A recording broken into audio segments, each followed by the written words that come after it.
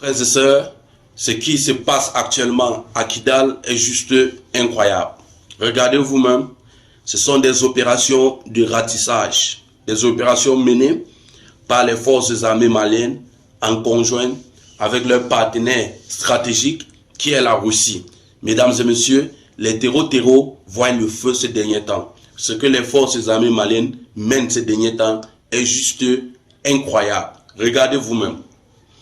Mais avant de continuer, pour ceux qui nous soutiennent, abonnez-vous massivement, activez la cloche de notification.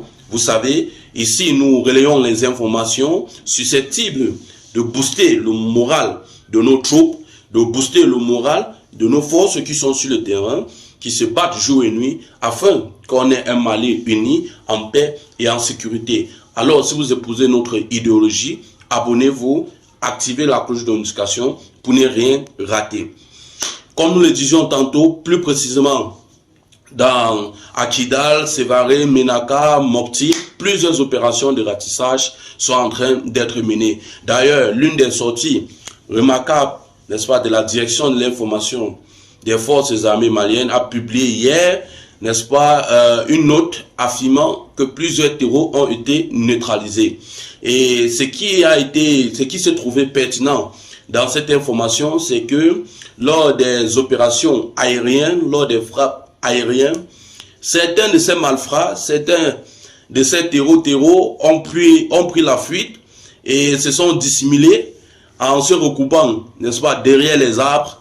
Mais malheureusement pour eux, la diligence, ou du moins le professionnalisme des forces sur le terrain, des forces qui menaient ces opérations, leur diligence les ont permis d'éradiquer tous ces terreaux. Ils les ont éliminés à travers les drones, à travers les frappes.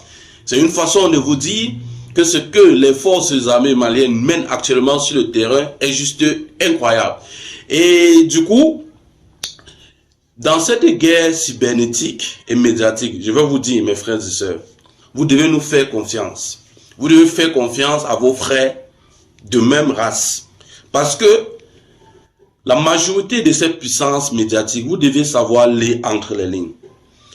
La question que vous devez vous poser, c'est que pourquoi quand est-ce que un chef terreau veut prendre la parole, généralement, c'est ces médias occidentaux qui relaient ces informations. Une façon de dire que cette guerre est à grande partie financée, n'est-ce pas, par des puissances extrémistes qui ne veulent pas voir le Mali sortir de ce. Vous observez encore plus loin, lorsque vous poussez même encore la réflexion un peu loin, vous allez vous en rendre compte que lorsqu'il y a attaque, ces médias relaient qu'il y a eu plusieurs assassinats que les forces ont neutralisés ou du moins ont détruit. Par exemple, les marchés ont éliminé les populations.